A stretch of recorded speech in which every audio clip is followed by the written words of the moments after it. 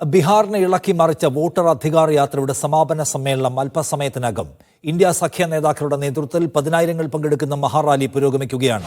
ഗാന്ധിയിൽ നിന്ന് അംബേദ്കറിലേക്ക് എന്ന പേരിലാണ് മാർച്ച് സംഘടിപ്പിക്കുന്നത്. വോട്ട് മോഷണത്തിനെതിരെ ശക്തമായ മുന്നറിയിപ്പ് നൽകിയാണ് രാഹുൽ ഗാന്ധിയും തേജസ്വി യാദവും നയിച്ച യാത്ര അവസാനിക്കുന്നത്.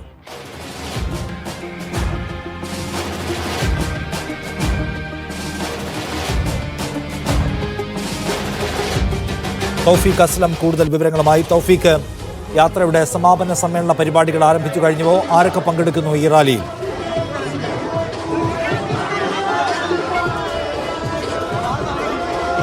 നിഷാദ്, യാത്രയുടെ സമാപനം നടക്കുന്ന ആ വേദിയാണ് ഈ കാണുന്നത്. കാരണം നേരത്തെ ഗാന്ധി പാർക്കിൽ നിന്നും ആ യാത്ര ആരംഭിച്ച് അംബേദ്കർ പാർക്കിൽ അവസാനിപ്പിക്കുമെന്നായിരുന്നു നേരത്തെ അറിയിച്ചിരുന്നത്. എന്നാൽ ഇപ്പോൾ അവിടെയല്ല, മറിച്ച് ഇവിടെ തയ്യാറാക്കിയ ഈ ഒരു പ്രത്യേക സ്റ്റേജിലായിരിക്കും ഈ യാത്രയുടെ സമാപനം എന്നാണ് നമുക്ക് നിലവിൽ മനസ്സിലാക്കാൻ സാധിക്കുന്നത്. യാത്ര ഇപ്പോൾ ഇവിടെ എത്തി ഇവിടെ നിർത്തി വെച്ചിരിക്കുകയാണ്. നിരവധി പോലീസ് ഉദ്യോഗസ്ഥരെ ഉൾപ്പെടെ നമുക്കിവിടെ കാണാൻ സാധിക്കും. നേരത്തെ തന്നെ കോൺഗ്രസ് നേതാക്കൾ കാര്യം വ്യക്തമാക്കിയിരുന്നു. കാരണം അംബേദ്കർ പാർക്കിൽ അതിനുള്ള ഒരു അനുമതി ലഭിച്ചില്ല എങ്കിൽ എവിടെയാണ് യാത്ര എത്തുന്നത് അവിടെ വെച്ച് അതിൻ്റെ അവസാന ഘട്ടമെന്ന നിലയിൽ ഒരു സമാപന സമ്മേളനം നടക്കുമെന്നാണ് അറിയിച്ചിരുന്നത്. ആ സമാപന സമ്മേളനത്തിലുള്ള വേദിയാണ് നമുക്കിവിടെ കാണാൻ സാധിക്കുന്നത്.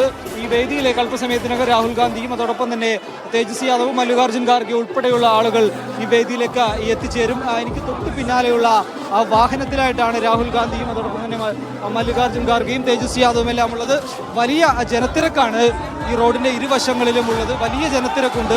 ഇന്ത്യ സഖ്യത്തിന്റെ എല്ലാ നേതാക്കളും ഈ യാത്രയുടെ ഭാഗമായിട്ടുണ്ട്. നിരവധി ആളുകൾ ഈ യാത്രയെ സ്വീകരിച്ചുകൊണ്ട് റോഡിന്റെ ഇരുവശങ്ങളിലുമായിട്ട് നിൽക്കുന്നു. അതുകൊണ്ട് തന്നെ ഈ ആളുകളെ മറികടന്ന് മുന്നോട്ട് പോവുക എന്നുള്ളത് ഒരു പ്രയാസകരമായിട്ടുള്ള ഒരു കാര്യമാണ്. വലിയ ജനക്കൂട്ടത്തെ കാണാം. ഒരുപക്ഷെ അതുകൊണ്ടാകാം ഈ കോർണറിൽ ഈ പാട്നയിലെ ഗാന്ധി മൈതാനത്ത് നിന്നും ഏകദേശം ഒരു 2 കിലോമീറ്റർ ഇപ്പുറത്ത് വെച്ചിപ്പോൾ യാത്ര അവസാനിപ്പിച്ചിരിക്കുന്നു എന്നാണ് മനസ്സിലാക്കുന്നത്. യാത്രയെ സമാപന സമ്മേളനത്തിലേക്ക് കടക്കുകയാണ്. രാഹുൽ ഗാന്ധിയും തേജസ്വി യാദവും മല്ലികാർജ്ജുൻ ഖാർഗെ ഉൾപ്പെടെയുള്ള ആളുകൾ ഇപ്പോൾ ആ വാഹനത്തിൽ നിന്ന്, തുറന്ന വാഹനത്തിൽ നിന്ന് പുറത്തേക്ക് ഇറങ്ങുകയാണ്. അതിന്റെ ദൃശ്യങ്ങളാണ് ഇപ്പോൾ കാണുന്നത്. വലിയ സ്വീകാര്യത നേടിക്കൊണ്ടുള്ളൊരു യാത്രയാണ് ഇപ്പോൾ അവസാനിക്കുന്നത്. 16 ദിവസം നീണ്ടുനിന്ന യാത്ര 110 നിയമസഭാ മണ്ഡലങ്ങളിലൂടെ കടന്നുപോയ യാത്രയാണ്.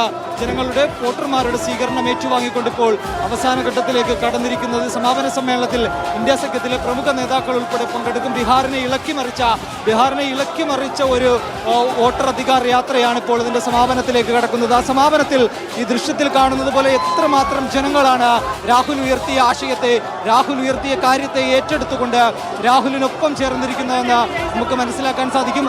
ആ കാണുന്നതാണ് രാഹുൽ ഗാന്ധിയും അതോടൊപ്പം തന്നെ തേജസ്വി യാദവും മല്ലികാർജ്ജുൻ ഖാർഗെ ഉൾപ്പെടെയുള്ള ആളുകൾ വാഹനത്തിന്റെ മുൻനിരയിലുണ്ട്. ആ മുൻനിരയിൽ നിന്ന് അവർ പുറത്തിറങ്ങാനുള്ള ശ്രമത്തിലാണ്. അത്രയധികം ജനങ്ങൾ വാഹനത്തിന്റെ ഇരുവശങ്ങളിലും, ആ തുറന്ന വാഹനത്തിന്റെ ഇരുവശങ്ങളിലും നിരവധി പ്രവർത്തകർ തടിച്ചുകൂടിയിരിക്കുന്നു.